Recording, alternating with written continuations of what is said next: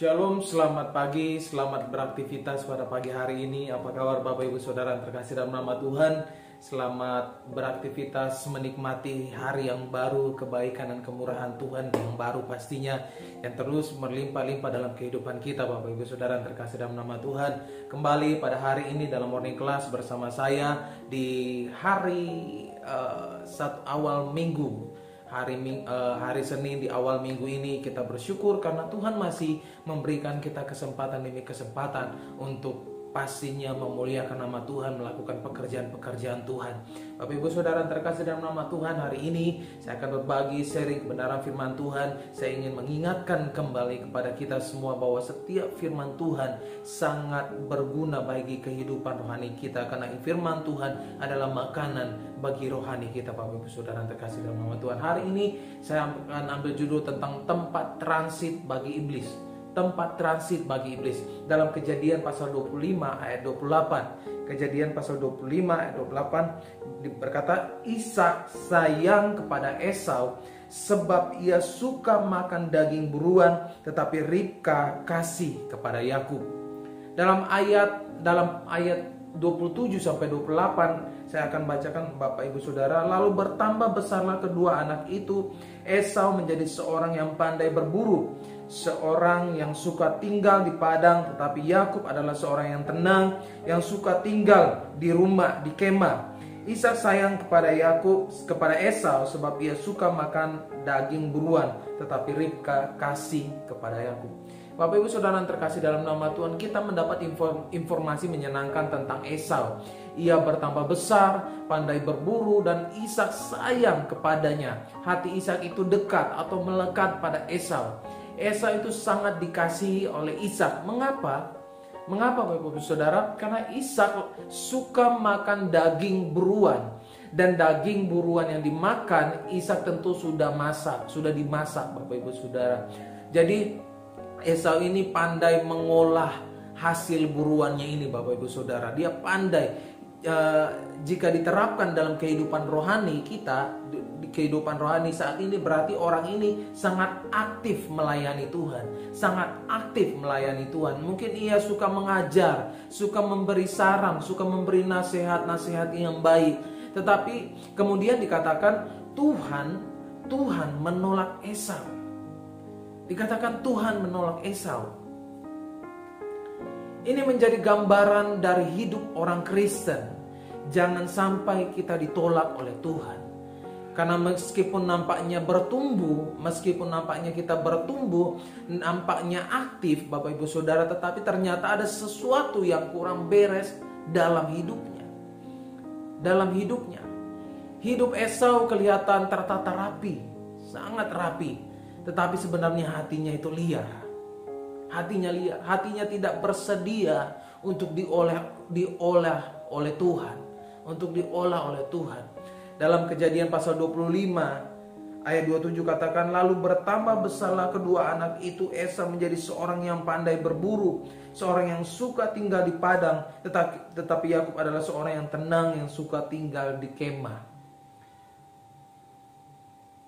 Bapak Ibu Saudara yang terkasih dalam nama Tuhan, tiga sisi yang baik ini kemudian bergeser menjadi tidak baik Bapak Ibu Saudara. Mengapa ini bergeser? Karena Esau menjadi padang yang tandus. Yang tempat yang tidak berair.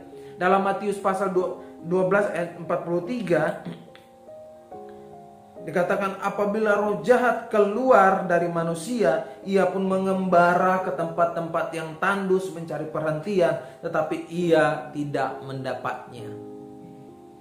Padang tandus, berapapun benih yang ditabur Bapak Ibu Saudara, ia tidak akan menolak. Tanah itu tidak akan menolak, tetapi tidak akan ada hasilnya, tidak menghasilkan Bapak Ibu Saudara. Demikian juga dengan orang Kristen Esau. dengan orang Kristen Esau. Mungkin ia rajin ke gereja, mungkin ia banyak koleksi khotbah-khotbah yang baik dari pengkhotbah-pengkhotbah yang luar biasa. Dia mungkin banyak menerima kasih setia Allah sebagaimana Esau menerima limpah kasih daripada Ishak, Bapak Ibu Saudara, daripada bapaknya sendiri. Tetapi jika hatinya tandus, jika hati kita tandus, jika hati mereka tandus, tidak berair, tidak memiliki firman, meskipun banyak mendengarkan firman Tuhan, tetapi hatinya tidak mau dibongkar, Bapak Ibu Saudara, maka hati-hatilah. Maka berhati-hatilah, sebab ia akan menjadi tempat yang namanya transit bagi iblis.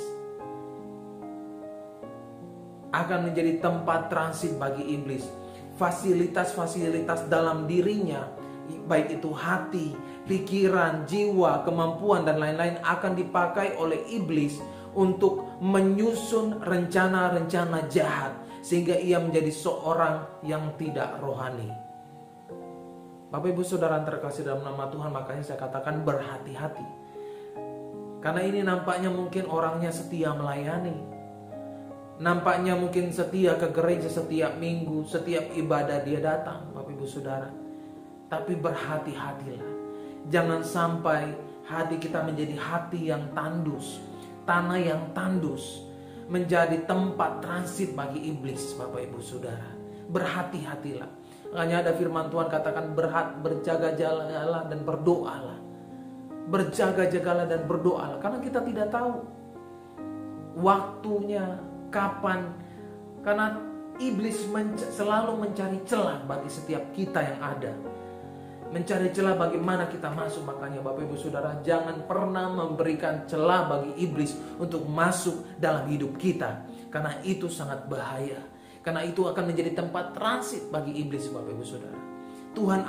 Iblis akan memakai tempat itu untuk melakukan pekerjaan-pekerjaannya yang jahat, Bapak Ibu Saudara. Makanya terkadang kita tiba-tiba marah tanpa kejelasan, marah dengan tidak jelas. Mungkin ada sesuatu hal yang Bapak Ibu Saudara buka, celah yang kita buka, sehingga mengundang iblis ngambil tempat itu. Makanya setiap saat kita harus merenungkan firman Tuhan. Setiap saat kita harus membaca firman Tuhan. Setiap saat kita harus membangun hubungan yang erat dengan Tuhan. Sehingga kita tahu ketika ada serangan-serangan yang muncul, ketika ada serangan-serangan yang datang, maka kita tahu untuk menolak itu semua. Maka Tuhan, malaikatnya akan berjaga-jaga atas diri kita, atas hidup kita, Bapak Ibu Saudara. Dan jika orang Kristen Esau ini menjadi tempat transit bagi iblis, Bapak Ibu Saudara, maka gerak-geriknya akan merugikan tubuh Kristus, akan merugikan gereja Tuhan, akan merugikan tubuh Kristus, Bapak Ibu Saudara. Yohanes 34 ayat 17 katakan, dan hai kamu domba-dombaku, beginilah firman Tuhan Allah, sungguh aku akan menjadi hakim di antara domba dengan domba, dan di antara domba jantan dan kambing jantan. Jadi dalam tubuh Kristus rupanya meskipun kita sama-sama disebut domba, tetapi Bapak Ibu Saudara, Tuhan menaruh perhatian, Tuhan mencermati mereka, akan memisahkan antara domba yang benar dan domba yang hanya domba-dombaan, antara domba yang benar dan dengan yang hanya sekedar dombaan. Yesaya 34 ayat 18 katakan, apakah belum cukup bagimu bahwa kamu menghabiskan padang rumput yang terbaik? Mesti pula kelak kamu, Bapak Ibu Saudara katakan, apakah belum cukup bagimu bahwa kamu menghabiskan padang rumput yang baik? Inilah orang Kristen Esau, Bapak Ibu Saudara. Ia sudah menerima rumput dari Tuhan, tetapi ia suka menginjak-injak, mengotori rumput yang akan dimakan oleh domba-domba lain. Ia sudah minum tetapi mengocokkan, mengeruhkan air yang akan diminum oleh domba-domba yang lain. Orang Kristen ini sudah menerima berkat Tuhan yang begitu banyak, yang begitu berlimpah-limpah, tetapi ia mengumbar cerita-cerita yang melemahkan orang lain, sehingga ia mengotori domba-domba lain, sehingga domba-domba yang lain itu akan minum air kotor sehingga mereka menjadi sakit. Bapak Ibu Saudara terkasih dalam nama Tuhan, kita akan melihat dua orang dengan nama yang sama tetapi mempunyai karakter yang sangat berlainan dalam 3 Yohanes 1 ayat 12. Tentang Demetrius, semua orang memberi kesaksian yang baik, malah kebenaran sendiri memberi kesaksian yang demikian. Dan kami juga memberi kesaksian yang baik tentang dia, dan engkau tahu bahwa kesaksian kami adalah benar. Adalah benar, Bapak Ibu Saudara. Dalam Demetrius dalam bahasa adalah nama Yunani, telah lahir baru sehingga menjadi padang yang berair. Dia telah menjadi padang yang berair. Ia punya firman, dia punya Roh Kudus dalam hidupnya. Kemudian Bapak Ibu Saudara, ia adalah seorang pengusaha yang kaya, dan ia telah menyisihkan sebagian hartanya untuk membiayai penginjilan dari Rasul Paulus. Bapak Ibu Saudara, ia memiliki kesaksian yang hidup. Bapak Ibu Saudara terkasih dalam nama Tuhan, apakah kita sudah memiliki kesaksian-kesaksian yang hidup? Kesaksian kita menjadi berkat bagi orang-orang di luar sana, Bapak Ibu Saudara. Itu yang harus kita miliki, Bapak Ibu Saudara. Itu harus kita miliki. Tapi ada satu Demetrius yang lain yang dapat kita baca dalam Kisah Para Rasul pasal 19 ayat 23 sampai 24. Rasul pasal 19 ayat 23 sampai 24 katakan, kira-kira pada waktu itu timbul huru-hara besar mengenai jalan Tuhan, sebab ada seorang yang bernama Demetrius, seorang tukang perak yang membuat kuil-kuilan Dewi Artemis dari perak. Usahanya itu mendatangkan penghasilan yang tidak sedikit bagi tukang-tukangnya. Timbul masalah lain dalam perjalanan penginjilan Paulus, karena ada orang yang bernama Demetrius, Bapak Ibu Saudara. Demetrius ini berhasil secara jasmani tetapi gagal secara rohani. Dia gagal secara rohani. Ia mengotori air minum dari domba-domba lain. Dia mengotori makanan dari domba-domba lain. Ia meracuni, menghasut orang-orang lain. Jadi sama-sama bernama Demetrius. Yang satu berhasil mempunyai kesaksian yang hidup, menjadi berkat bagi orang yang lain, tetapi yang lain mempunyai racun, menjadi racun bagi orang lain. Saya tidak tahu bagaimana dengan Bapak Ibu Saudara yang saat ini setia beribadah di Gereja Elim Kristen Indonesia, atau Bapak Ibu Saudara yang mendengarkan kebenaran firman Tuhan sharing hari ini, Bapak Ibu Saudara. Matius pasal 3 ayat 12 katakan, alat penampi sudah di tangannya. Di tangan Tuhan ia akan membersihkan tempat pengirikannya dan mengumpulkan gandumnya ke dalam lumbung, tetapi debu jerami itu akan dibakarnya dalam api yang tidak terpadamkan. Matius 25 ayat 31 sampai 32 katakan, apabila Anak Manusia datang dalam kemuliaannya dan semua malaikat bersama-sama dengan dia, maka ia akan bersemayam di atas tahta kemuliaannya. Lalu semua bangsa akan dikumpulkan di hadapannya, dan ia akan memisahkan mereka seorang daripada seorang, sama seperti gembala memisahkan domba dan kambing. Kalau ada orang Kristen yang mulutnya rohani tetapi hatinya penuh dengan kebusukan, penuh dengan kejijikan, jangan tunggu sampai amarah Tuhan, Bapak Ibu Saudara. Saya ingatkan kita, jangan tunggu sampai amarah Tuhan itu datang. Bahkan kedatangan Tuhan itu tinggal tidak lama lagi, sudah dekat. Kedatangan Tuhan ini sudah dekat. Jangan tunggu sampai amarah Tuhan itu, Bapak Ibu Saudara. Kalau kita masih ada, masih dapat bernafas, masih dapat melakukan aktivitas kita, masih dapat bekerja, berkumpul bersama-sama dengan keluarga, mari manfaatkan itu untuk menggali, merenungkan firman Tuhan, bertobat, kembali dari dunia kita yang lama. Kembali dari dunia kita yang lama. Jangan sempat membuat tempat kita, hidup kita, hati kita, keluarga kita menjadi tempat transit bagi iblis, Bapak Ibu Saudara. Segeralah bertobat. Jadilah orang Kristen yang mempunyai air. Orang Kristen yang memiliki tanah yang subur. orang Kristen yang dapat menjadi berkat bagi orang-orang lain.